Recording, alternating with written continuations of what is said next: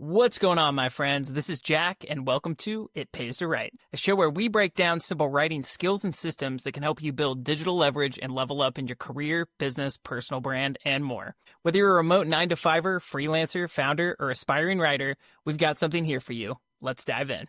Today's guest on the show is Dustin Hauer. He is a VP of International Sales by day and a LinkedIn growth machine when he's outside of his day job. We first connected in the comments on LinkedIn earlier this year in 2025, where I was watching him grow at 1,000 to 2,000 followers a month on LinkedIn. And just for context here, the time we recorded the show, Dustin was around 23,500 followers. And I'm sure you're thinking the same thing I was when I first saw him, which is how did he do this and how is he growing so fast? So Dustin is a master of building systems to create content that actually scale. And this is a problem that a lot of creators bump into, is that they can create a good post, but it starts taking them so long they can't actually scale and start writing more and posting 2 or 3 or 4 or 5 times a day. So Dustin consistently publishes at least 2 posts a day on LinkedIn, which I see every single day. And he comments like a maniac. He's all over the comments of similar and fellow creators' posts. I see him everywhere in the comments on LinkedIn. And from our conversations that we've had on and off of this podcast, it sounds like he only spends 1 to 2 hours a week growing his audience, brand, and business in this way. I love Dustin's content because it's smart, tactical, and actionable. He kind of has this great mix of cutting the fluff, but stopping to get you thinking, feeling, and then taking action by the time you've read his post, which is, I think, a really important quality for any writer, marketer, branding expert, salesperson, or just content creator in general. So today, we're going to dig into Dustin's authentic growth systems, workflows that he uses to create and post content way faster than most people that I know, especially how he uses AI to make LinkedIn growth super easy, and why writing online might be the most important thing you can start doing in 2025. Without further ado, let's dive into the show. All right, everybody, welcome to It Pays to Write, and we have a really fun guest for us today. His name is Dustin. Dustin and I were chopping it up in the comments for a while together. I was watching him grow at some extravagant rates on LinkedIn, and I had to get this guy's strategy and the secret sauce and what he was doing. So I think I dropped you a comment and sent you a message, and I was like, Dustin, you want to jump on a call sometime? I think I sent out 6 or 7 messages just to some new friends I'd made on LinkedIn. And I was like, dude, tell me about this, man. This is cool. So dude, tell people a little bit about who you are, what you do. And I think a fun way to kick this off too is tell people what you do for your day job, and then what your after hours crime fighting gig that you're working on here as a superhero. Sure. Yeah. Thanks, Jack, for having me on. It's it's been a ride, and I would say that the growth from when I met you to now is, probably been the most, just because of the summer kind of got dipped in impressions and all that good stuff. You try and figure it out, roll with the punches and everything. But so I'm my full-time job is VP of International Sales in logistics. So I do that during the day, and then I grow and try and teach people marketing and social media by night. And I just try and create a bunch of systems around doing that, so that it makes it that much more effective for me to do it in the limited time that I've got overall.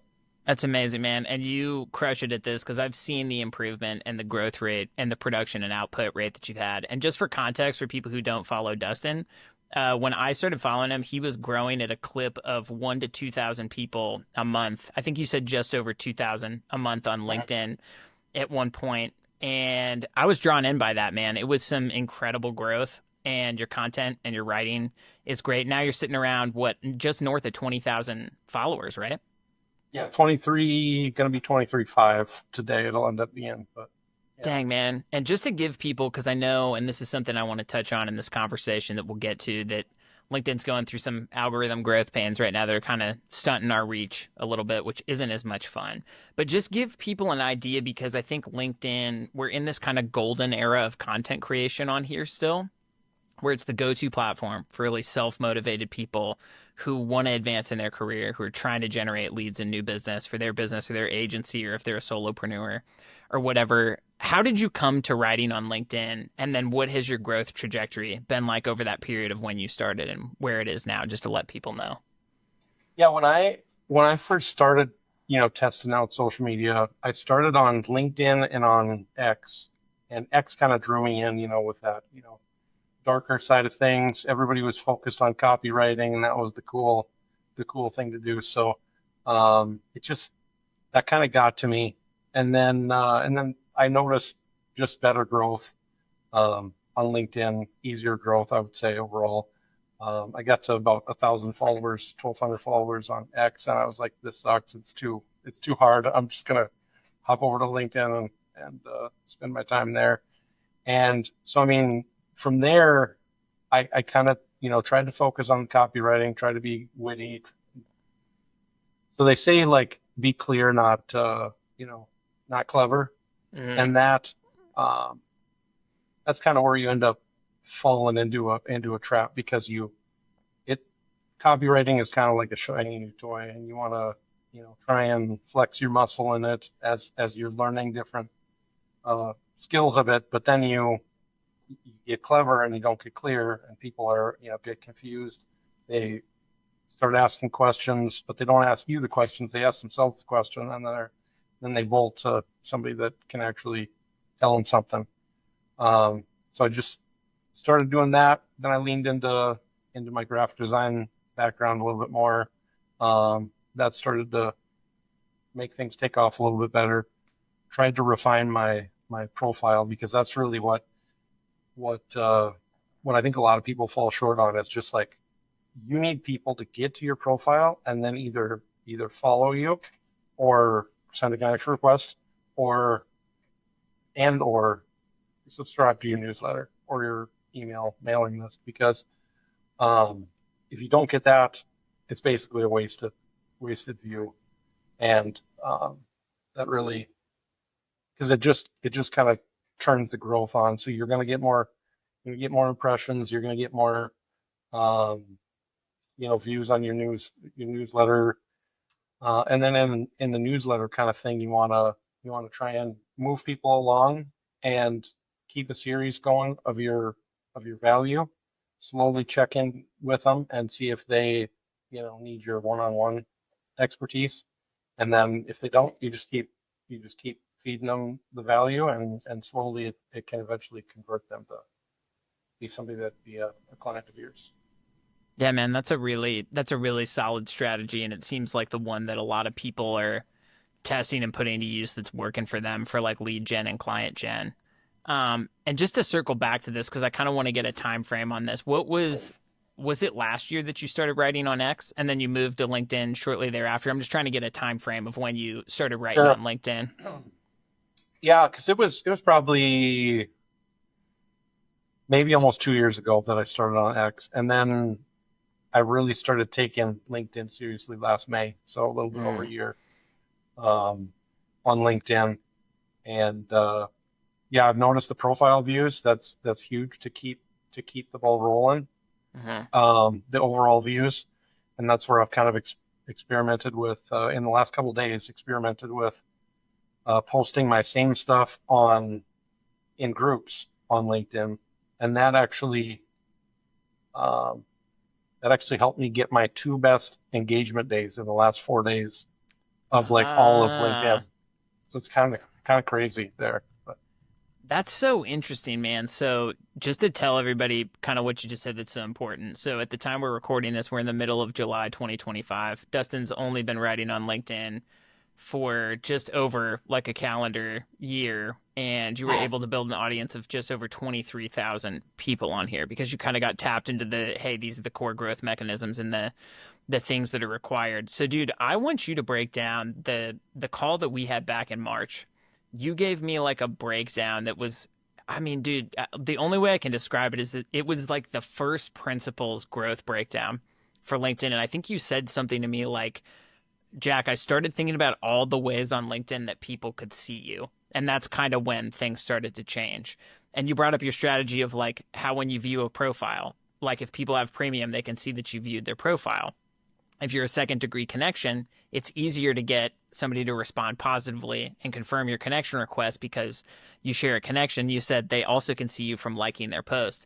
And that's when a light went on for me, man. I was like, oh, I started thinking about what are all the ways that people can see me just outside of my posts and my comments. So tell me a little bit about that growth strategy that you've been using. I want to circle back to this group that you started too, because I think that's really interesting. But tell me a little bit about that growth strategy that you walked me through, if you're still using that and how it's evolved. Sure. Yeah. So I do. Yeah. I mean, so one of the core elements of it is show up in their notifications, because so if you like a post, obviously you're going to show up in the notifications. It's going to be a higher impact if they don't have a ton of likes or comments. If you're over there, chatting them up before the DMs, because that's another thing that I like to do is show up in the notifications before you show up in the DMs. Um, and from there, yeah, I mean, you want views from comments, and slowly they gave us impressions, that we could see impressions on comments that we make. So that's kind of nice. It incentivizes people to actually leave a thoughtful comment.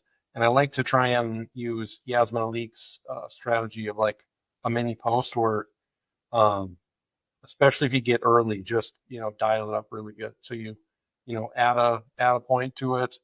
I never like to disagree. It's more of yes and. So it's kind of like improv, where you want to just quickly agree and just state your angle and just kind of steer the conversation to your add value points.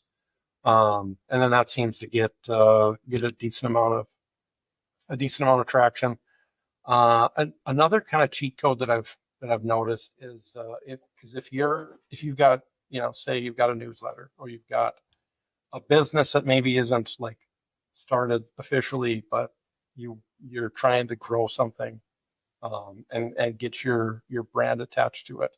You can start company pages, and it doesn't cost anything. It's totally, you can upload a logo for you too, and then that way you can add it to your experience, and you could show that you're building something besides maybe your 9 to 5, and it just gives your online resume, so to speak, which is a terrible term for LinkedIn because you don't want it to be a resume, but it gives your resume a little bit more character and a little bit just more excitement, because you're just like, okay, well, what's that? So then they can click on it.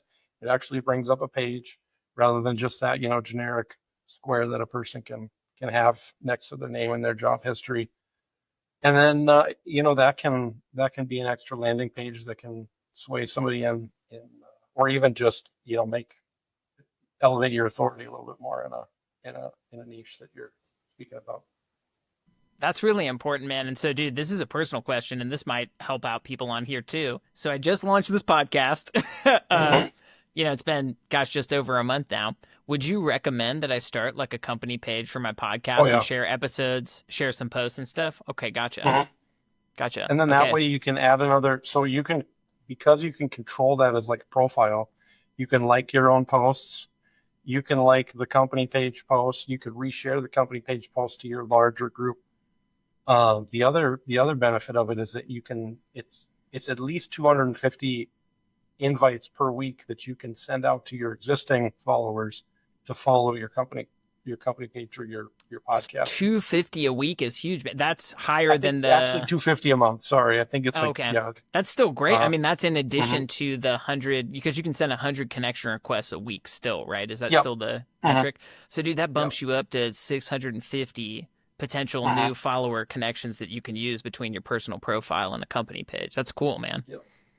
Yeah. So you're currently using that for yourself right now. You have a brand company name that you're okay. Yep. So I use the Rank Rise Media as my social media, and I'll do that for like the brand deals, and I'll put that under there, and then also my social media bites for my newsletter. I have that as a company page also. That seems like a huge growth hack that I'm sure a lot of people aren't tapping into, because we're so anchored to, hey, build your personal brand with your profile. So how long ago did you create your company page? What has that growth been like, and what's your growth strategy been for doing that beyond like just sending those 250 connections? And probably like, do you do some different posting there that are more like relevant to your... I do a little bit. I haven't really done a ton. It's more just kind of resharing a lot of the stuff that I post personally. I have noticed some people will do some, like reports, like in terms of like industry, like climate kind of thing, like current events kind of stuff. Because I don't like to do too much on the trends side of things because I just want evergreen content for the most part. I mean, Hmm. you can do it, but it's not, reliable in terms of the growth and impressions that you're going to get.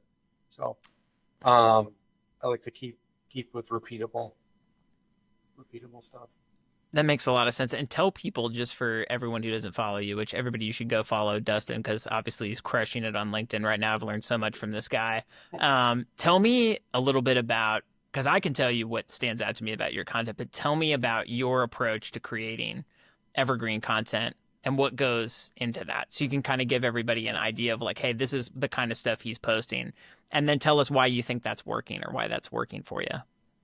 Sure. So it's mostly um, carousel posts. It's all like numbered list stuff. So it's today I did something about the 7 mistakes that people make building a personal brand.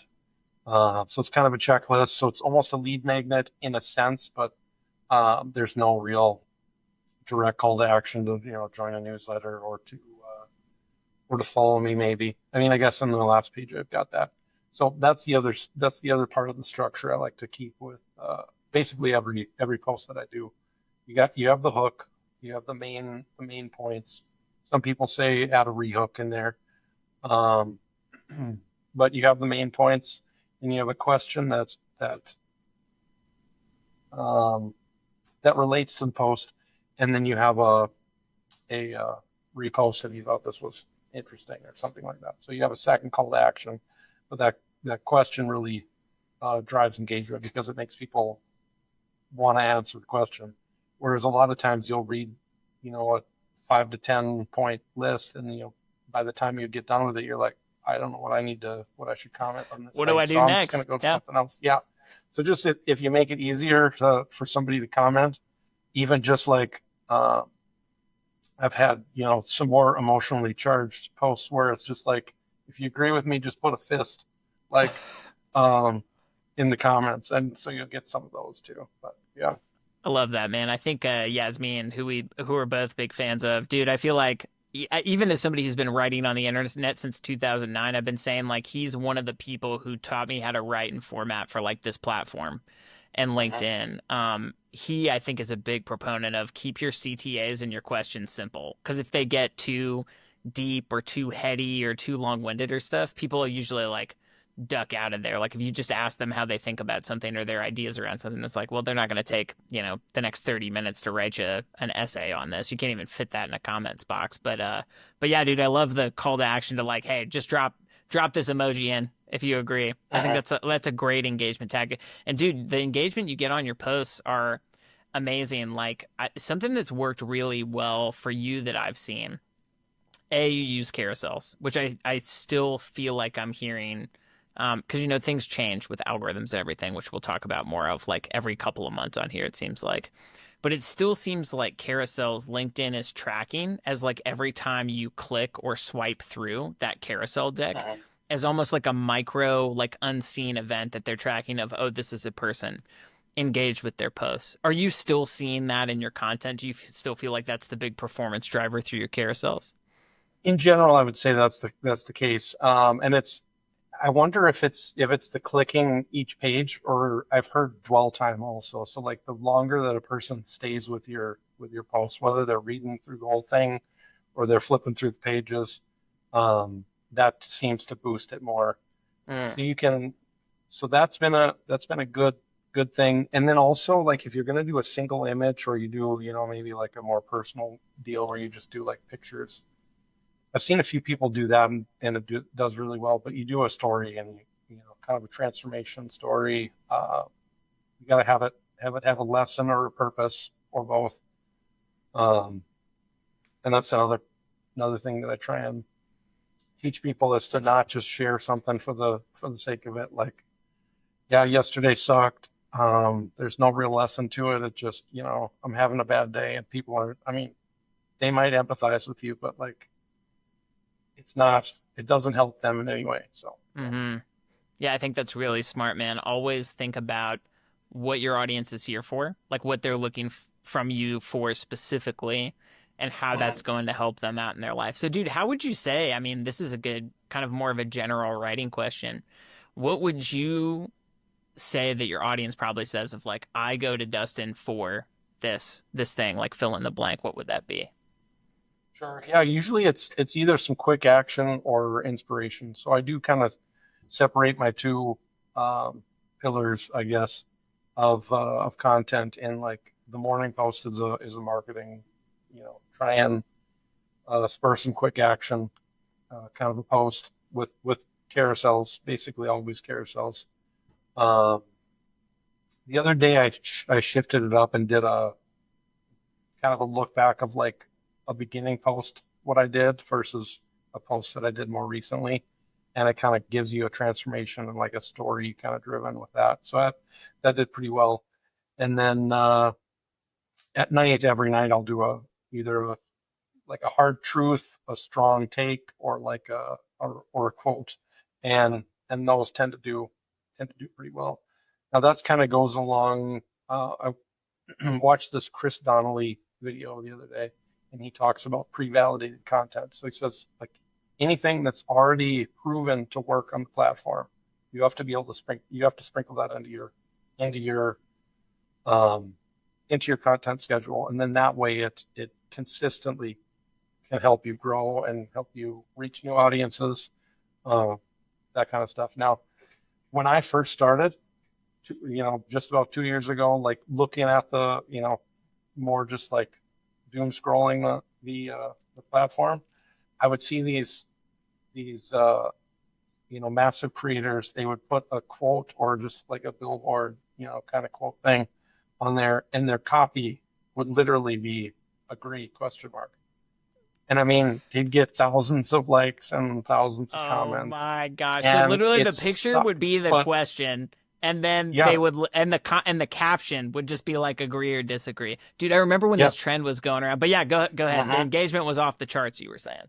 Oh yeah, it was off the charts, and it was just like, okay, I hate this. Like, if this is success, like I don't want it. I don't want to be here. But yeah, but it teaches you a lesson once you kind of step back and you're like, okay, I get the game, and I'm gonna shift it to what I find to align with my values and just overall, uh, I don't know, make it okay to play the game that way, but just not like as lazy as it is.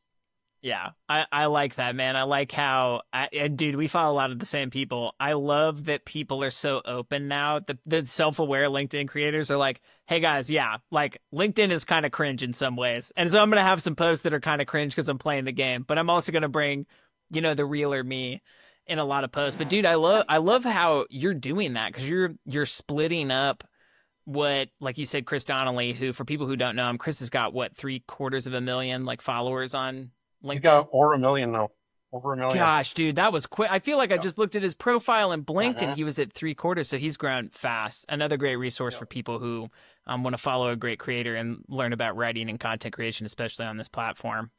But yeah, man, I love how you're breaking up like the morning is kind of like your heavy hitting. Like somebody can use that post in carousel. Like, dude, I've downloaded so many of your carousel decks because I'm like, dude, I'm gonna go back and flip through this and I'll do that. And I even dump them to my AI projects, Dustin, so I can go back and Nice. reference kind of some of the knowledge dropping. So I really appreciate that. Uh-huh. Thank you that I can steal your ideas and stuff and put them into Yeah. my AI There you projects. go. And Uh-huh. I like the blend that you do of, hey, here's something actionable during the day. And then here's something kind of like motivational inspiration. Because, dude, I love, and some people would say, like, might say it's cringe, but I think the quotes thing is really powerful. And there are people who have done that in the past. Like, I was just listening to a podcast from Stephen Bartlett on Diary of a CEO. And I Uh-huh. think he said when he started writing on X, he was kind of posting like a quote and his thoughts or his perspective on that quote or like how it was relevant to his life or work week or Uh-huh. whatever. And I think that's such a great way to get to know somebody. So yeah, dude, one thing I really appreciate you is the balance between like, hey, Dustin's not just posting inspirational stuff, which everybody knows that's going to pick up and it'll always get traction on the internet. You're also like, hey, I kind of know what I'm doing here by the evidence on this page, and here's like a carousel deck that's going to really help you out. What kind of spurred you on to, or what did you learn that got you into that balance of like, hey, my morning post is going to be this, my evening post is going to be this? Because I think a lot of people here are going to be interested, especially like new writers or people who want to start writing online. They're interested in habits, they're interested in systems, they're interested in the why behind the what. And then things too like volume of posting, type of posts, formatting and media. So yeah, man, tell me how you think about that strategy, your system. How did you come to that? And yeah, go for it. Sure. Yeah. So the funny part with all of this is like the very, very beginning, like the humble beginnings of LinkedIn and X. I still created 2 posts a day, but it was actually the morning post was a dad joke. Love it. And then the afternoon or the night was a quote, but it literally wasn't anything but but the dad joke and the quote. I wouldn't write anything beyond that. So it was kind of that barrier to entry that I lowered to be just like, I'm just going to put myself out there, even if it's not my own stuff, even if it's just like what I think is funny or what I think is inspirational. This is what I'm gonna put out there, and then it slowly just it helps build the habit that you just keep showing up, and you're just like, okay, well now I need to reinvent myself, and I need to like actually do something with this, and so it's that really as much of like cringe as that maybe is thinking back at it, like it just I don't know, gets your steps or get your feet moving forward and gets you building some sort of momentum and familiarity with the platforms. I like that, man. So just kind of keeping it simple. That's just what felt natural to you. Mhm. You just jumped in and you're like, hey, I'm going to do 2 posts a day. I'm going to do the dad joke thing. I know I'm going to have Yep. an evening post. I'm curious too, man, like, because dude, and I've said this a million times, you get such great engagement from your content. And I think you have really broken that down to a science. I'm curious to know what kind of trends you see in engagement of that morning carousel versus the evening, like quote and thoughts behind that or insight. And maybe how, because I know you get really into the data, like, do you see a difference in how each of those 2 separate formats translates into engagement, followers? You also have an email list too, right? So you can get subscribers, add CTAs through that. Yeah, man, tell me about some of the data behind there and what you're kind of noticing with those different posts. Sure. Yeah. So I would say before summer, because you kind of like night and day, but before summer, it was the morning posts were a faster grower than the nightly posts. Now that's probably still the case, but um, overall, it's almost like it's a different audience, but it's also a different part of the world for the nightly posts. So some people are getting at morning inspiration, some people are getting at nightly inspiration, and um, yeah. So I mean, that really just they kind of take on their own. They kind of build their 2 different audiences together, but separately. Because if you like my nightly stuff, you're probably going to see my morning stuff in your feed eventually too. But yeah, and then I created a LinkedIn newsletter. I know people almost kind of love to hate those because they're like, your audience, it's not an owned audience, and you got to get it off platform. I'm like, I know I got to get it off platform. I've had countless people tell me that. And I'm like, this is my like gateway into getting people onto the newsletter, because every newsletter I write on LinkedIn, it's a shout out to the newsletter of like, here, you'll get this in your inbox. You might get this in your feed.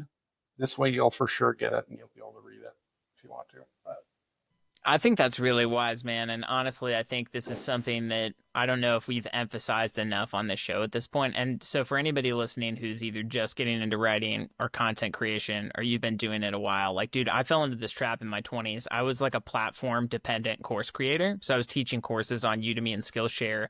And I ended up getting to about 200,000 students there, like total. A lot of them were like through a free course, like kind of as my like lead generator to like get them into the paid.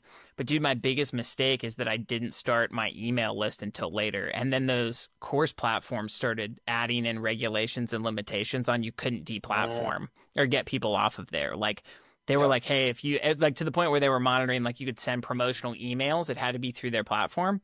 And if it had any internal links to like a landing page or your homepage or a sign up page, they wouldn't let you send. So I think I ended up building a list to 4,500 people, which is like a small fraction of the number I was teaching. But dude, you just brought up such a great point of, I think so many people in the beginning are excited to like create content, right? And hey, my followers are going up and I'm getting engagement, I'm making friends and I'm chatting to like, cool, like-minded people who are writers and content creators or SEO or AI enthusiasts or whatever, that you forget that even the biggest creators. So like, dude, we brought up Yasmin a couple of times. I think I remember last year, like he lost his account for a period of time on LinkedIn. And I remember seeing a bunch of other people I followed who were like fans and friends of his and collaborators. They were like in an uproar and they were trying to like petition this to like LinkedIn basically. And of course he ended up getting his account back. But I'm really glad you brought that up of like bringing people to one list to get them off platform to another, because guys, you really need to get an email list going as soon as possible for security. So yeah, dude, tell me about, because I think this is a really important segue. Tell us about how you're growing the list with your LinkedIn content. Are you dropping in like CTA and doing like the pinned comment thing? You're obviously using this this list that's a built-in LinkedIn feature. Tell us about that.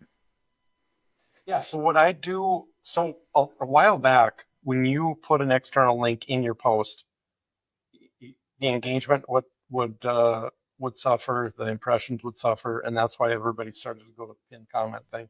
Now it seems like that it doesn't suffer as bad now. So I've been, at least in the newsletter, because I'm like, I don't really care what the engagement is. It could be a heck of a lot lower and still, get me a couple subscribers, or a handful of subscribers. And so that way it's more of just, I'll take the hit and I'll add it into my posts and to my actual newsletter of on LinkedIn. Yeah. And then with LinkedIn, so that's the other part is you can get, there's restricted and there's banned. So like, I think Yasmin was banned, like, because at least if you're restricted, it'll give you like a time limit and be like, oh, come back tomorrow at this time and you'll have an account again. They just put you in timeout for a little bit versus like take everything from you. Yep. Yeah. Yeah. They'll put you in, in the penalty box, so to speak. Yeah. But, and I've noticed that if you use automated tools, then you generally get restricted. If you scrape data, you'll get banned.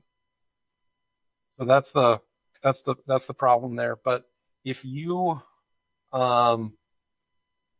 you can build a list and build a CRM out with your current followers without getting banned. And I don't know if a lot of people know this, but you can extract your data. LinkedIn sends it to you free and clear. They don't really care. But you might not get emails, but you'll get first and last name. You'll get LinkedIn profile link. You upload that all into a CRM, and that's all of your followers and all of your connections. And then from there, since it's off platform, they don't know what you're doing with it. So you could, probably cross reference it with like an Apollo or something like that. Now, I have heard that like if you use Apollo directly, because I think there's a plugin with it. What is Apollo? That's not something I'm familiar with. Apollo.io, which is supposed to like help you look up leads, and there's a free version, and you can actually look up a fair amount of contact information for leads. But then like if you have existing data, it obviously helps that. So like people were using the Chrome extension or plugin or whatever you want to call it on LinkedIn, and then they'll go and it ends up scraping data that they don't necessarily know that, but it like helps them fill out their CRM through Apollo with their LinkedIn, with people's LinkedIn information. And if you do that directly on there, you'll probably get banned, maybe for life. I don't know. I know I've heard some people like if you super scrape, you know, all of your follower stuff directly, you're basically gonna get shut down. Man, LinkedIn is one of those platforms. This is another valuable thing to touch on for anybody listening, that they do not play nice with like any No. kind of external software. I actually saw, are you familiar with, I think it was Clio? It was just kind of like an Oh yeah. overlay extension that lets you edit your posts, which is really cool. So it's like if you want to add Mhm. bold formatting, italics. Did you ever use that one? I did for a little bit. I used it for um to like find out popular posts and like the high engagement stuff because they still couldn't tell you what the impressions were on anything. But Mm-hmm. um, I used it for that. Didn't really see a huge value in it, but Mm-hmm. yeah. Yeah, they actually I follow the founder. His name is slipping me right now, but I can add it to the show notes. And he actually got kind of like a cease and desist from LinkedIn. They were like, "Hey dude, we don't want this on here." So yeah, Uh-huh. for anybody listening, LinkedIn does not like to play well with external stuff or like scheduling softwares or anything like that. I was gonna ask you about that, man. I haven't done much scheduling. For as much as I use LinkedIn, I do a lot of my writing kind of like daily on the fly. I'll batch. I kind of got a batching system to have a lot of post draft ideas ahead of time, so I can kind of just open one up, jot it down, ship it in 20 minutes. But do you use their built-in scheduling software at all, or do you just kind of open it up real quick, copy paste in whatever you need to, and send it? Yeah, so the majority, I would say 99% of the time, I'll schedule it with Mm-hmm. buffer.com. Mm-hmm. And lately, I've been using the LinkedIn scheduler for groups. So in the last week or so, and there's two different kinds of groups. So there's some that are public, and I think there's some that are private. I don't know if it's necessarily like one versus the other that requires the admin to accept your post to be posted on there, Mm-hmm. but or admin approval, I guess they call it. But um, that way it helps me because before I was just kind of doing a screenshot of like the image that I did, crop it, copy my text, and then post it through my phone. But Mm-hmm. um, as I'm filling out my content schedule for the week ahead, I started to just like take that information on my computer on the desktop and just um, schedule out identical posts in specific groups to get me more get me more impressions because then that gets you more profile views and more followers then. So, That's so interesting, man. And this is another thing I was going to ask you. So that's good to know about like kind of your take and tact on scheduling and tools. You haven't had any problems with Buffer or like them like, stripping your account or anything. Okay, that's good. no. Uh, tell me about this whole, because you mentioned this earlier and you just mentioned it again, this whole group strategy creation. So it's like we've got like the company page area, but dude, it was actually really funny. I was on LinkedIn some night this week and I scrolled past what I thought was one of your posts. Because, dude, every time I see one of your posts, I try to at least like it, definitely comment on it, support you. And I saw Thank you. something go past that looks like one of your posts, and I liked it, and then I tried to write a comment, and it wouldn't let me comment it. And it was like, oh, I think it mentioned it was like, this is a group. And I was like, oh, this is interesting. And then I think I hit like it, accept or join or something to join your. But yeah, tell me about this whole groups thing, man, and how you're using that. Sure. So there's a couple. The one is like a brain expansion something or other group it's called, and I mean it basically a lot of these groups feed direct like perfectly into the quote kind of posts for me. Another one's like emotional attention intelligence kind of something group. I don't, Mm-hmm. but each of them you can look at the demographics and the views and everything, and it's got different parts of the world, different titles and all that good stuff because you kind of deep dive in all of that for each of your posts that you post on there. And so it's nice because so like the brand expansion group super weird. I can get half the engagement on that on that identical post as I can on my profile, and I'll get double the views. Whoa, half the Yeah. engagement, but double the views? Mhm. Yeah. Huh. So I'll get like 50 likes, and it's already got 1,000 views. And like my post that's got 100 likes already will have like 400 or 500. So it's crazy. Yeah. Whoa, that's really interesting, man. So tell me too how this works, because dude, this is something that's totally new to me. What are the mechanics of these groups? So they're clearly showing up in people's feeds. So you can explore, yeah. So you can explore Okay. groups. Now I don't know how it works exactly with within feeds, but you can explore different groups. You can join different groups, and you can even click on the different groups that you're part of, and then it Mhm. has its own separate feed that you can kind of scroll through and see what other people are posting.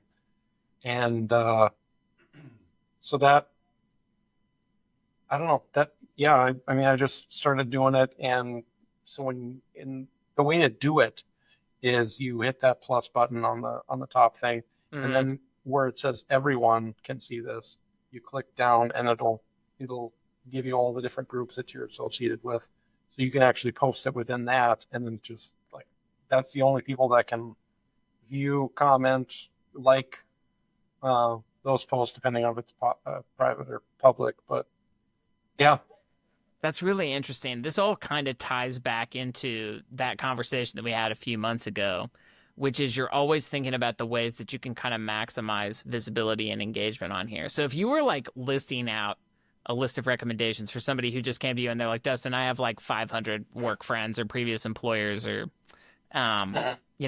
old work buddies or whatever on LinkedIn, but I want to start writing on here and building my brand.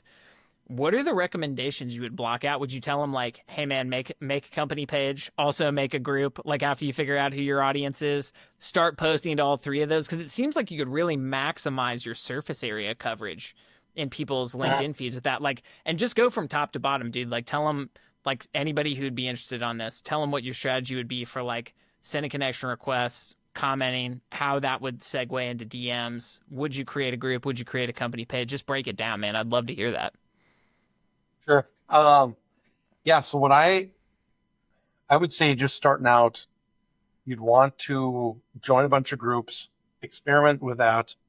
If you're not doing any content right now, do the the pre-validated stuff. So if it's a quote, or if it's a saying, or even if it's sharing Alex Hormozzi's latest thing, just like take a screenshot of the image and literally just like post that, write what you want to talk about on it. I mean, you could do like a repost and put your Mm. own information, or like your own takedown, and that's what I've done. That's what I did early on when I was, didn't post anything myself. I would just repost other, Gary Vee stuff, and that didn't really do a ton for me. It probably got me a few followers, but um, because it wasn't consistent, it didn't really do a ton. But it helps you find your voice and helps you find your opinion on things, and That's a smart even just tactic, sharing man. that, it kind of gives you Yeah, something to write about. So it's yeah.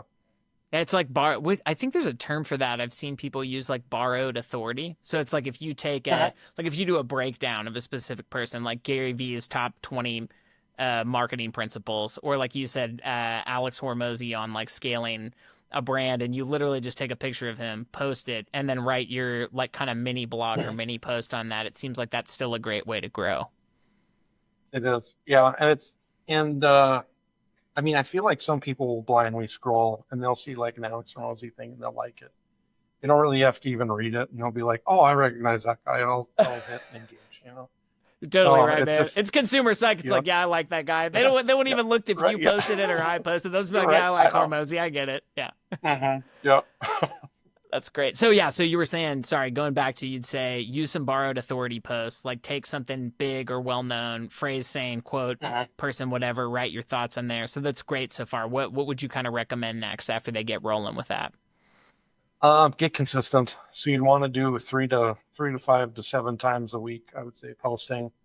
Um, the company page is tricky you want because depending on where you're at, and what company you're at, what I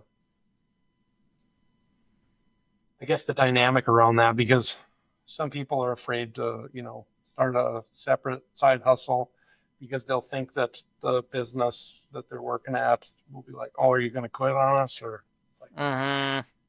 some companies are threatened more than others on that. So it kind of depends on their situation. But generally, I mean, it's pretty harmless, I would say, overall, to just kind of start your own fun thing and see where it takes you. And you don't even really need to, actually file to create a business unless you're taking money in, because then that you really have to separate it out. But overall, I would say, yeah, create a company page, create a content formula, calendar that you take quotes, lean on borrowed authority. Then it gets you consistent. It helps you build a system, because you really need to have some sort of a system down that you can stay consistent. So like the other part of things, about a month ago or so, maybe 2 months ago now, I did for about a month. I created three posts a day, and I was like, oh, okay, this is going to get me more. It's going to get me more views. So the problem was I couldn't keep up the comments, because I wasn't doing any sort of like even AI assisted like follow up, because I was like, I don't know how that would even work. But since then, I went back to 2 posts a day. Engagement dropped a little bit, so that kind of sucks. But it helped me figure out how to use AI in a way that would keep like my voice in in the responses that I would do. So what I've found works really well with AI is that you can give it examples. So like literally you're like, okay, somebody wrote a comment, this is how I'm going to respond to it. And then you do that like on a notepad text file, and you just do that 100 times as you're responding to your comments, and you upload it. So what I use is Gemini, but because you can do free gems, where you can train the AI specifically on what you do, what you write. And so I'll do that. I'll upload my information. I'll say, don't use those stupid hyphens. Don't use words like the M dash, or don't use. Yeah, don't use the rocket ship emoji, please. All those good. Please don't use emojis things. Like before text or headers or something that looks like a header. All the classic AI signs. Yeah. Yeah, and just specifically, use my responses as something that you would generate, and then from there, I had to create a comment cleaner, because I wasn't going to copy and paste each comment at a time into AI and then enter it, get my, one at a time. So what I did was I load out my entire screen of comments, generally 70 or so, copy all of those, put it into my comment cleaner, and I gave it another example of what I was looking for. So I would tell it, okay, here's the information that I'm entering. I need this output, and I would delete the all the page information. So it would say it would say second connection, it would say their name, and I would say I want it to say comment, their comment, next person's comment, and then that way it just like helps me get a finished product that's like, okay, it'll say comment, response, and like I could go down the list. About 90% of the time, it's pretty much spot on what I would write anyway. So then, and then if it isn't, I'll just edit it and change it up a little bit, and then that helps me get to every single comment now. That's amazing, dude. So like, because I want to make sure I'm understanding this. I think about, and you've seen me write a lot, the concept of making like authentic AI content engines for yourself. But I've been so curious, dude, this is so wild. It's like you read my mind. I've been thinking about it. I'm like, I love writing comments and like obviously, I do love making friends that way. But I've also thought like, dude, could I do the same thing with my content engine and do this with the comments? So just to make sure I understand where you're getting this. So you have like, a Gemini project or a ChatGPT project for some people, or Claude. You have it trained on like what sounds like 70 to 100 comments you've written, and then also either the original post or the original comment that you commented on, so it has some kind of semblance of the conversational flow. Is that all right so far? Yep. Yep. So Okay. every morning I'll open up my content cleaner and my content follow up gems, and the follow up gem, I do put my post in there first, and then I'll put all the comments, and then it'll respond to every single one of them all in the Dude, output. that's wild. Okay, wait. So dude, this is crazy. So so you've got the project that's trained on how you write and respond to comments. Then will you literally just take the effect of like a full page screenshot of all the comments that popped up on your post? You will drop Yep. that I'll scroll really, down, highlight all of it. Yep. dude. And like you said, your cleaner is trained to pull out any extraneous information like the profile name or like whatever the options you have. And so then it'll bulk write. Like, I mean, dude, you have like 100 people commenting on some of your posts or more, and then it'll bulk write all of those so then you can just go through and copy paste them. Dustin, Yep. that might be the single biggest, funniest, and most awesome LinkedIn performance hack I've heard. And dude, what's the best about this and what makes me so excited? People are like, people talk about this all the time on LinkedIn, like, oh, I can tell that's an AI post. It's like, if people can tell it's an AI post, it's because you're not prompting the thing correctly. Like, and dude, you and I think, have had similar paths, slightly different tools. Like, I've been training a LinkedIn like AI writing project for probably like 6 or 8 months now. I have an email campaign writing project that I've probably been training for close to the same amount of time. And it essentially will spit out posts or email campaigns that are 95% Jack. And I literally just need to go through, punch it up, kick it back, like basically say like, hey, here's what you wrote. Here's how I edited it. Please remember what I changed. But yeah, man, I feel like I mean, dude, this is the thing that I've been thinking about is like, there is an authentic way to create content with AI. And what you're doing, because I think people only think about the dark side, right? And you tell me if you see different. People like AI content is trash and the internet's going to be filled with it and it's really inauthentic. And I think like, yeah, sure, there's a lot of people who are just like spamming AI content. And like, I'm in SEO, so I see that a lot on websites. I'm like, dude, this is so SEO. Like, this is so AI. Like, this isn't going to perform in like 3 or 6 or 10 months because everybody's going to have a slightly different version of the same blog who's using the same strategies, the button click, simple prompt. But there's this other side I see where like, and I don't know about you, man. I'd be curious to hear. Like, I was spending when I started writing on LinkedIn probably 8 to 10 hours a week, like writing posts, just like for myself. Because I was like, I got to figure this out for me. I got to gut this out. I got to sharpen this new skill that I have. And now between AI and then just getting more familiar with the cadence and the protocol and the formatting and stuff, and some things I'm changing, like just speaking my post to AI, who's trained on me. I can literally just like click on speech to text, huge time saver. Now, like my posting time is down to just regular posts, like, all text or a selfie is like 20 minutes. So yeah, man, I think that's the authentic way to do it. And one thing I think about is that it's given me and you the ability to replicate Dustin at scale, to replicate Jack at scale, which means we help more people. They're all still our ideas and our thoughts and the things we would say and do. So I don't know, man. How do you think about that kind of? I mean, this probably isn't as deep as AI ethics. We're talking about like comment generation on LinkedIn, but how do you think about that in terms of like that authenticity argument versus like the anti-AI and then being able to help people at scale with what is, I mean, it's essentially you. So until I understood AI enough and like just prompting the thing to, if you give it a high enough input, it'll give you the high enough output. Before that, yeah, I was like, AI sucks. Like AI comments, they suck. Now I've got an AI commenter so that I'll just put a post in there and it'll give me at least, a structure of what I kind of want to write. So I'll do that too. But overall, it's still like I'm the check off to make sure that it's what I want to actually put out there in the world. But yeah, I mean, before that, I was like writing it off completely. Now I'm like, okay, how can I make it more human and more useful and more valuable to other people?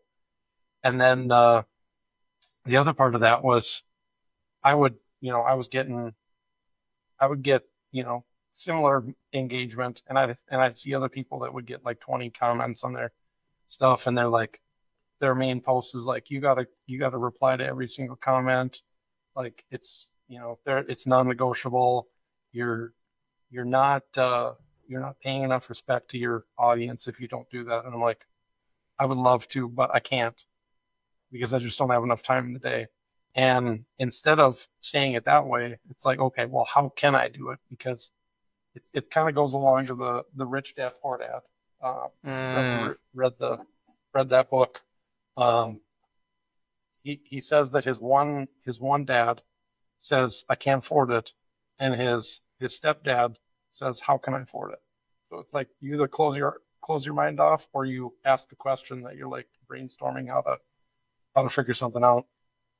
Yeah, man. I think that's super interesting, and I really appreciate you addressing that because I think there are a lot of people who are, gosh, in all different areas of this AI conversation and argument of like, oh, it's totally inauthentic, don't do it. Like, very just like pro, like, I'm a true writer or whatever you want to call it. There are people who are like, yeah, I'm going to use AI to maximize every efficiency I have, maybe even to the point of inauthenticity a little bit. And then people who are kind of like middle of the road. And I'm like you, man, where I'm like, if you can train the thing on you, your stories, your ideas, your audience, give it 100 examples of how you would write comments. You already put the legwork in to build some of these relationships on LinkedIn, and you're going to keep those going. And dude, it doesn't hurt my feelings at all knowing that it's probably like Dustin's AI responding to, Jack's comment on there because I'm Yep. like, I know he's still engaged in reading my stuff. And when I pop, like, what, dude, when I Mhm. see you comment on my posts and stuff, I'm like, hey, that's a friend who I know is there, whether he's seeing it and having his robot do something, or if it's actually him. And yeah, man, I think this is a really Commenting interesting. on posts is really difficult for me. Like I still don't have that Mm, one perfectly like trained. The uh, comments or the comment follow up is pretty good now. But yeah. Yeah, that's super interesting. Dude, I was going to ask you this too, because we were going back to kind of like your recommendations for how like you would give to people and how they would write and grow on LinkedIn. So say we've got somebody, they've joined like a handful of groups that are like similar niche industry. They're connecting with people, they're making some friends. They're using your posting system of like borrowed authority, maybe even sprinkling in some of their own stories and stuff, learning from the big guys like Yasmin or like Laura Costa or like some of these people who are serious writers on here, and they're getting some engagement and growth. Um, Tell me a little bit about like where you go next from there. Like, say somebody's like, man, Dustin, like I am starting to grow. I'm having fun with this, and I also think I could turn this into a revenue generating thing for myself and side hustle. Like, tell me about your segue into that when you were like, okay, yeah, this can be like a monetizable thing that I can do. And what would you recommend for somebody to do or take the next steps from there? Sure. So what I would say when you're first starting out, don't necessarily, I mean, pick a topic, pick a niche that you're passionate about, but don't be afraid to kind of pivot from that as you grow because you're going to slowly just kind of learn more of what you value and what you're interested in.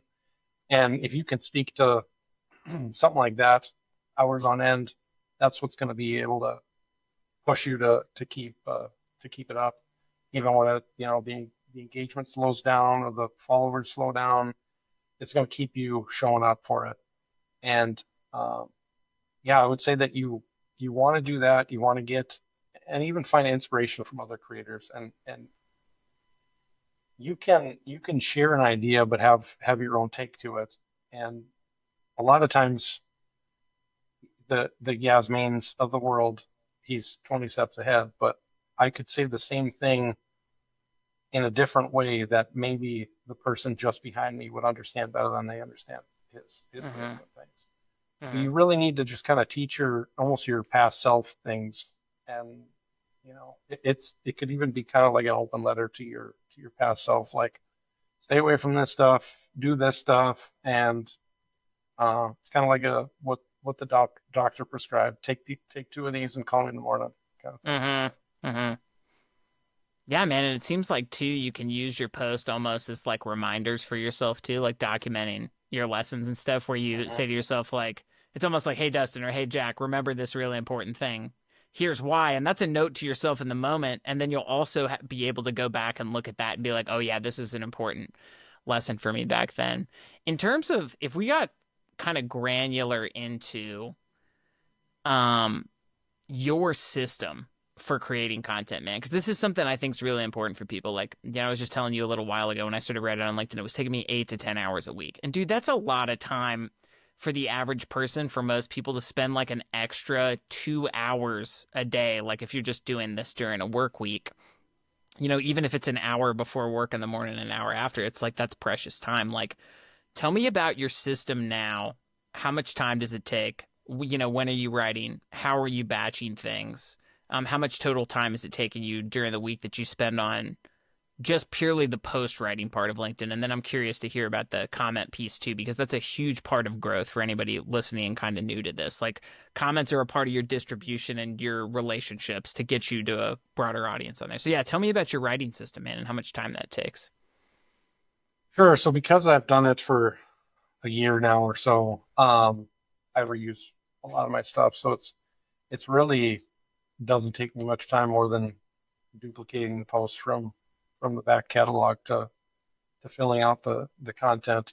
Um, I mean, every week or every couple weeks, I'll usually come up with a handful of new points that I want to speak on. So I can usually crank those things out. The carousel, I don't know, in 10 minutes or so, and then the post in 20 minutes or so.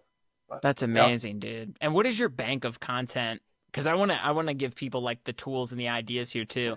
How big is that bank Mhm. of like high performing posts that you've had, and where and how do you store them so you can easily kind of just drag and drop into LinkedIn? Yeah, buffer.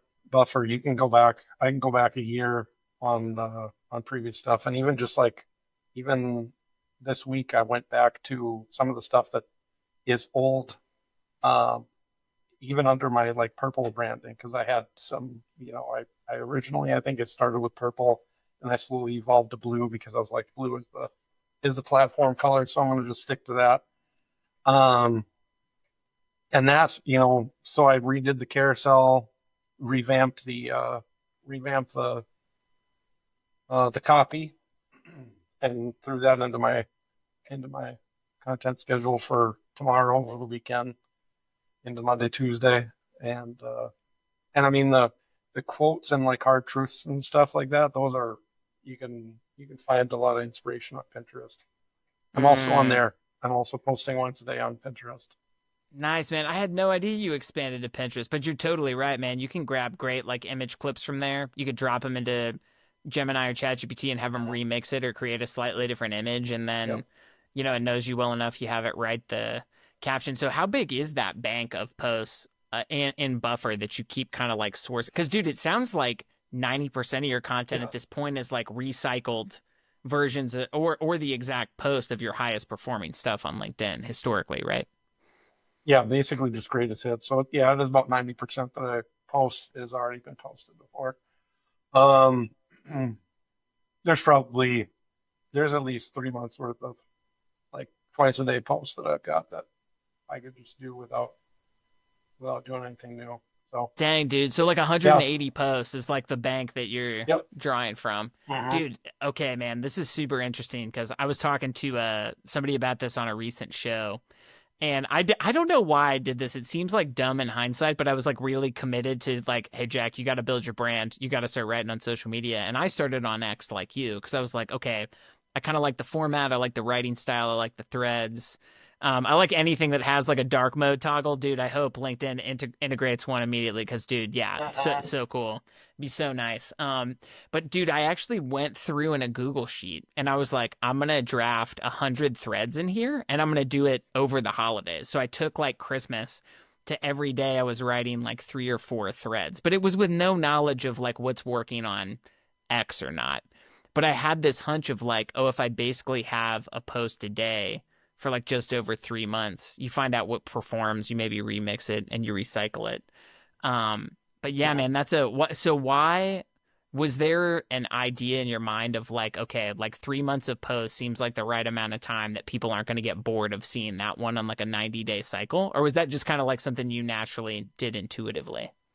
Yeah, I mean, it would say I kind of picked the 90-day cycle, but I mean, you can recycle every month or so, and it's gonna a lot of times the same people either don't remember it or didn't see it the first time.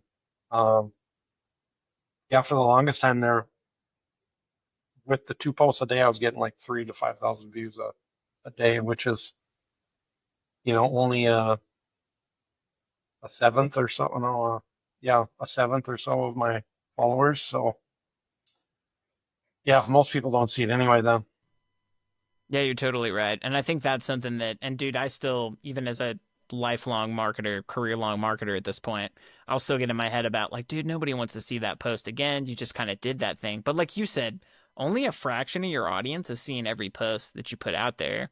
So you could actually change your perspective of you don't want to deprive the people who didn't see it the first time by not posting it again. You need to go back to it. And dude, this is a reminder from you that I need to get better about because I'm good about going back and grabbing like my top 10 posts from the previous month and like retraining my AI to get better and being like, hey, this is what people are liking. Make sure to like document the formatting, the writing style, the word choice, whatever. But that's a great reminder to bank because I use Notion to like capture a lot of my posts oh, now. I okay. recently switched over. Um, but yeah, man, that's a really great reminder of like, yeah, you can bank. And I think this is great for anybody listening to this too. It's like, write for a year, note what works and what doesn't, improve the system around the posts that work, use AI to kind of extract and figure out why something works versus what they don't. And dude, going back to your guy, Alex Hormozy, I think he wrote something about this, or I heard him talk about this on a podcast. He was like, post once a day for 100 days. And then when you're done with that 100-day cycle, look back at your top 10 performing posts. And I think he might have even said use AI to study that and then kind of study the patterns that worked. And then use that as your template to create another 100 to refine the system again. And then I think he might have even said do it one more time. And at that point, like you'll have gotten a bank of probably 100 really good performing posts you can just kind of recycle. So is that kind of what you would recommend to like a new writer, like something like Oh yeah, that? yep. And I mean, it goes back to the idea of pre-validated because it's already validated. It's already gotten some good engagement, some good views. Even if it's five likes instead of 0 likes that you're normally getting, it's still better than nothing. So it means that you've, yeah, got the attention of somebody. Yeah. Yeah, that makes a lot of sense, man. I was going to ask you, like, we've covered a lot of different topics around LinkedIn, writing, your system. And so, dude, going back to your system for a second. So you're probably only spending like a couple hours a week at this point, like recycling the high performing posts you've Oh yeah. had. Dude, that Mhm. is amazing. I would love it because I probably spend 2 to 3 hours a week now writing. I spend most of my time commenting and engaging with people, and I'm sure you spend a lot of time doing that too, even with your system, right? I don't do a ton of engaging, and I haven't for the last like 6 to 8 months or so. Mm-hmm. It's probably, I don't know, 10 to 15 comments a day that I leave people. Okay, that's not bad. Well, dude, you're at a Because that growth was point. because Yeah, go ahead. yeah, because that's where I was. I got to about 50, 50 likes, 50 comments, kind of stuff, and that's about how many I was leaving too. And I was like, I need to just, if this isn't working, if I need to ramp up the engagement to get engagement, it's not gonna work for me. So I just tried to level up. That was where I kind of shifted with my content strategy and leaned into graphic design more to just try and use that as an advantage, and that really helped. See, that's really interesting, man. So basically, you felt like, and this was kind of my hunch too, watching you grow, is like you kind of hit this critical mass point with your audience where it's like, okay, I know when I'm posting, I'm going to get engagement. I'm just kind of going to choose like the bare minimum amount of like comments I need to hit. Cause dude, it doesn't scale at some point, right? It's like even you with your great AI Yep. projects, you're still one person and like you just can't reply to like, dude, if you're getting 200 people or 300 people commenting on your post a day, it's like, dude, even with AI, it's like, man, that's exhausting. And then going out of your way outside of your own content to go comment on other creators' posts, that eats a lot of time. So you think you've hit that like critical growth point where it's just like, hey, my content could kind of be use its own self propulsion system to grow. Yep. Mhm. Okay. Okay. Yeah, that's really interesting. Dude, I wanted to ask you about something too. Like this is kind of out of left field, but I love that you're doing this. I think partnerships and collaborations are super cool. And I have noticed where you do this combined like partner creator thread. And I saw what you did with Simon Schmitz, who I had on the Oh yeah, podcast recently, and his episode will be coming out he's awesome. soon. Yeah, I met dude. Simon is great. Hilarious dude, super bright. Yeah, great sense of humor. Learned so much from I that told him we guy. got to do a. Him and I kind of share a passion for video games, so I was like, we got to do a YouTube channel. I'm like, just talking about video games and like playing it and all that You kind of stuff. should, But man. You should. Oh my gosh, totally get on and yeah, record that and just like drop them on YouTube. But yeah, man, you do this yeah, cool thing that I don't know that I've seen anybody use before, where you do like a partnered thread basically, and you'll post or a partnered carousel, and you'll post like you and the person you're partnering with, so like Simon for your carousel, and then uh-huh. you kind of break down a topic. Like, tell me about where you got that idea from. Um, and like how you manage that and then how that's working for you, dude. Where did you get the idea and like tell me how that's going? Sure. So when I first started doing that, it was back in probably July or August last year, Mm, and I would a lot of it. I probably had 4 or 5 thousand followers back then, and I would team up with other people that had similar followership. I didn't pick the niches as much, so it was like leadership or like sales or like that kind of and just tried to mold the two together. And I basically would approach people and be like, I'll do everything. I'll do the carousel and I'll do the copy, and you just adjust the copy if you want to, and and then we'll both post it. And then that way it got it done because a lot of people are just like, oh yeah, that sounds fun. And then by the time that they have to like actually do something, they don't want to like they can't muster up the energy to actually write the post or create the carousel. So I was like, I'll just do everything. And that way it helps us both. I might be doing more work, but I don't care about it. Like I don't care that I'm doing more work. So um it's just kind of yeah, that it, yeah, it'll lower the barrier of entry. So I was just decided to start with that, and now I basically just like tell people you do the carousel or the post, and I'll do the other. And so Simon did the carousel. I wrote up the outline for the post. We kind of just edited it from there and posted it. that's cool, man. And you guys just decide on the topic like ahead of time of like, hey, here's kind of the overlap. We have an Yep. interest. Let's do it on this. Dude, I love that. Cause man, most people collaborate, I feel like, with audio and video. But when I saw that you were doing like a collaboration of like, dude, we can still educate with like carousels and combine forces and combine audiences, which I think is really Yep. important too, because you guys have an overlap in interests of your communities and the people who follow you. Dude, one thing I want to ask because I don't want to forget about this because carousels seem to be a prevailing growth engine for LinkedIn content. I've fallen off track with them and kind of gone for more like shots on goal volume. I'm doing a lot more like all text posts or text plus like a picture that seem to perform really well, but I want to get back into the carousel game. What, because you said you create them really fast. Like I've talked to some people who are like, dude, it takes me like an hour or two to like, even with a Canva template, just like formatting the text and making sure that it kind of fits and like it's not too small on one slide versus another. What kind of tools are you using for your carousels? Because you said it only takes like 15 to 20 minutes to create one of those for yourself. Oh yeah. That's Yep. Max, lightning I would say fast, 15 dude. minutes. Okay. It's because I've created kind of my own template, and I'm slowly kind of adjusting that and kind of giving it a facelift, but the overall format is pretty much the same. So I'll have my cover post. So I'll go into Canva and I'll just copy or like duplicate a post, and then I'll just or duplicate a carousel, and then I'll just change the headline, change the inner pages, change the question, and then the follow me page is the same. So um And do you yeah, do I mean most I'll of that just I'll manually? Do you have AI assist like filling out the slides, or do you I coach it on like, yeah I hey, do this is a all character? I Okay. I do it all manually. Yep. Dang, dude, that's But really, awesome. it's like I've already got the post written, so then I'll just copy and paste that information in there. Kind of adjust the font size and maybe bold or italic something, but it's pretty quick overall. Gosh, that's great, man. So you've already got your template created. You'll just file, make a copy. You've got your post draft like written, broken out with like horizontal dividers or whatever maybe between the slides and stuff. And do you Uh, drop like a for lot of when you're people drafting? overthink. Uh, a lot of people overthink the process too, where it's like if it's not perfect, they're just like, oh, it's not gonna.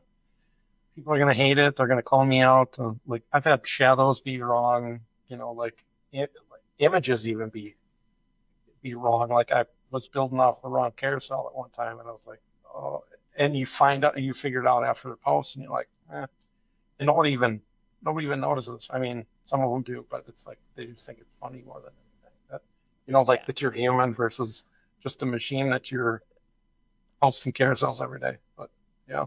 Dude, I think that's going to be a really funny trend we see in the future.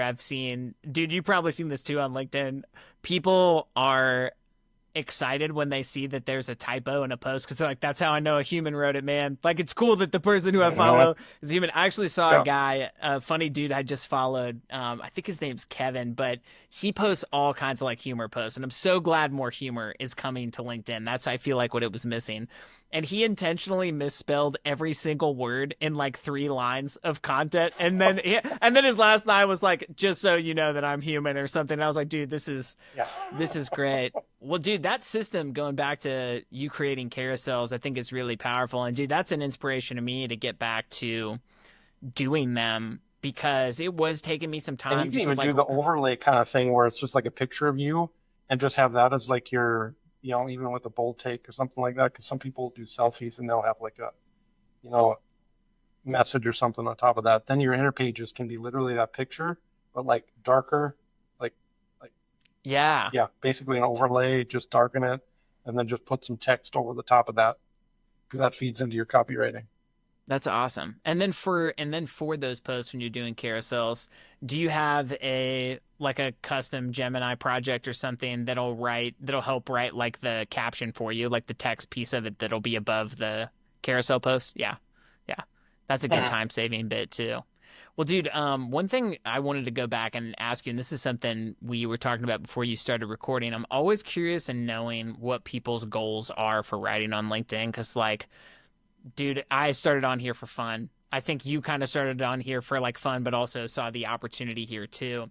But inevitably, you're like, oh man, this is cool. I want to do something else with this. And we talk about like, are you going for monetization? Are you trying to do some like brand partnerships and sponsorships so you get paid to like post for certain companies? Like, are you trying to land like freelancing clients and stuff? Like, what are your goals right now for LinkedIn in terms of like how you're using it, monetizing it? You mentioned you're building your email list too. Just kind of give us the broad scope, or even the defined view of like what your goals are now, and then kind of what your long term goals are on writing and creating on LinkedIn.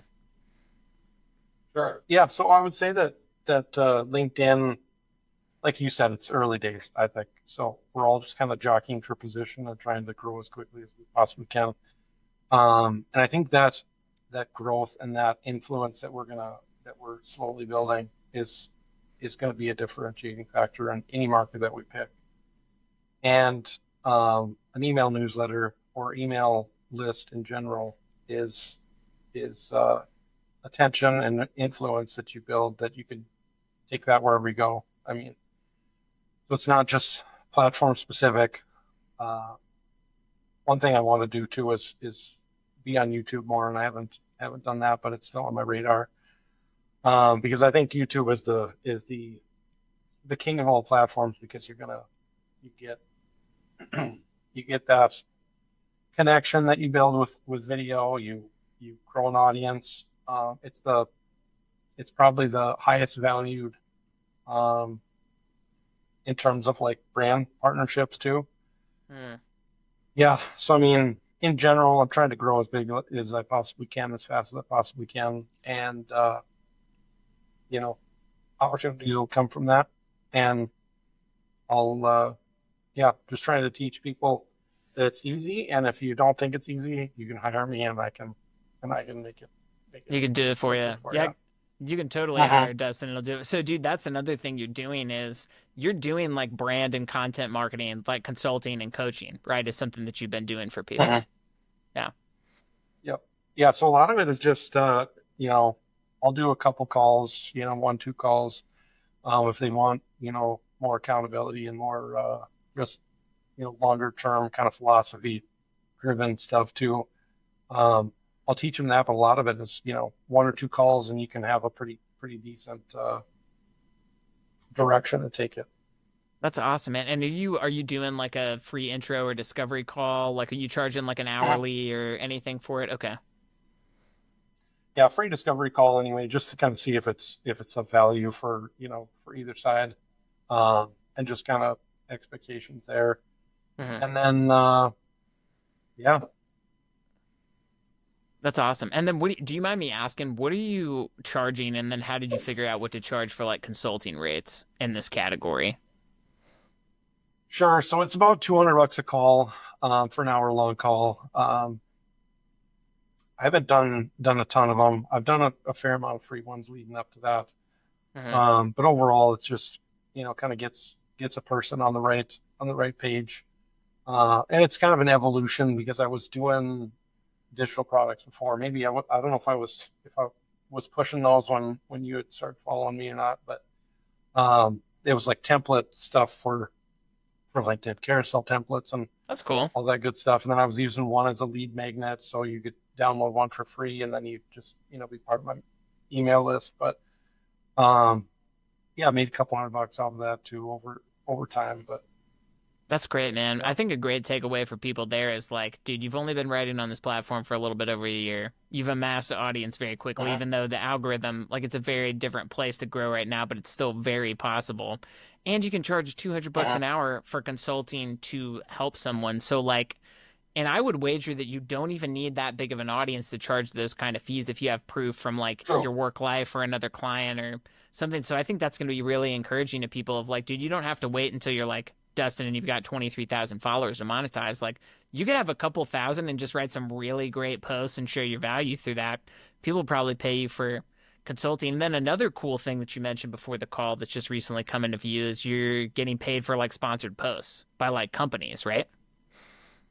Yep. Yeah. So in the last couple of months, it's been about $1,000 that I've made off of a little over $1,000 on some sponsored posts, and you find them so you can market yourself on passion fruit, and fruit, it's FROOT.com. You can create a marketplace, kind of storefront right there, and people reach out to you. And before that, it was right through LinkedIn DMs that different companies would reach out to me, figure out that that my audience aligned with what their uh, ideal customer was, and try and figure out a process with that. Um, One thing that has worked really well for me in terms of that is I'll tell them that it's got to be a carousel post because that's what performs best for me. Um, and it's got to be I'll create the outline for them, and they can kind of tell me the direction, and I'll create the outline, and then they can edit from there. So it's very similar to like my collaborations because it's like I'll do all the work. You just tell me like if this is the direction you want to take it, and then you get the final okay, and then we'll post it, and you just pay me before we post it, and yeah. That's cool, man. That's such a cool setup. And how long have you been using passion fruit now? And do you need like a minimum viable audience to do sponsored posts like that or get sponsored posts from people or at least enough interest where it'd be worth it?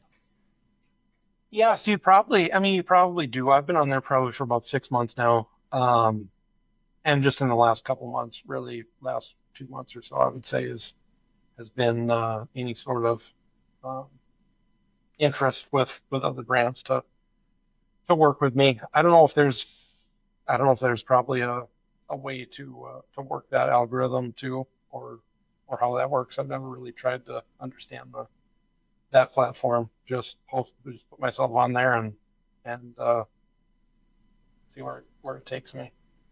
That's way cool, man. Well, dude, I know that we're way past time for the podcast. This seems like it's a trend for me, dude. Like we get rolling talking about stuff, and I just keep wanting to That's okay. ask. It's like you'll have one answer, and I'll think of like five questions. I'm like, dude, I gotta ask him about this. But yeah, man, I really appreciate your time. I've of course loved having fun, sharing some humor in like the comments and conversations on LinkedIn and stuff, and kind Oh of yeah, becoming buddies through those are the that. best And kind of comments. I know, man, you have to. So anybody out there too, huge pro tip here. Dude, show your sense of humor, show your weirdness in the comments. LinkedIn can be a stale platform. There's a lot of like bad uses of AI, not authentic uses of AI like me and Dustin are using, bad uses of AI where it's like, great, insightful post. And then they like write a recap of like the first 3 lines. Awesome work, Dustin. It's like, Yes. don't give him that. Drop in a joke, drop in some like nerd humor, drop in some dad jokes if you're posting on Dustin's because he appreciates those. And show yourself on there. But dude, before we kind of wrap up today, any other advice you can think of for new writers or kind of aspiring writers on, LinkedIn or online in general, or anything you want to wrap up with a bow for them? Yeah, I would say just experiment with all the different AIs. A lot of them will be bad, and until you kind of get a good feel for the prompts and understanding what kind of output you want, I would just stick with it and just keep, because eventually you're going to get better at being familiar with AI, and slowly it's going to get better at delivering what you want it to deliver. And then from there, I would say just keep being inspired by other creators and writers, and um, read a lot, I would say, especially the Mm, classic literature. I really like to. So another one. So it's kind of a cheat code for classic literature, and you can get a library.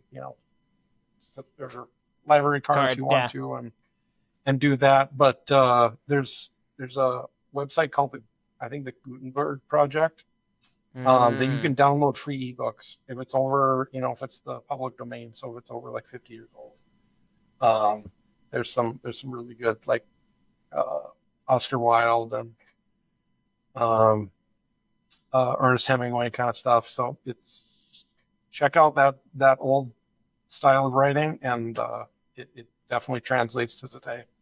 now that you say that, man, I can see that in your stuff. Like it just gave me a new Mhm. lens for your content of like, oh my gosh, it makes sense that he's reading some of the classics because I can totally see how this translates, not just through quotes you're posting, but for your writing Mhm. style itself. And I think to kind of provide a interesting kind of counter to that, to bring the classic with the new and wrapping this up, prompting, I think, is something that people have a really hard time with. They don't get like the level of context, the examples, the counter examples, everything that goes into a great prompt. If you had to give some like quick prompt writing tips to new writers to help them use AI as kind of their co-pilot in writing, what would that be?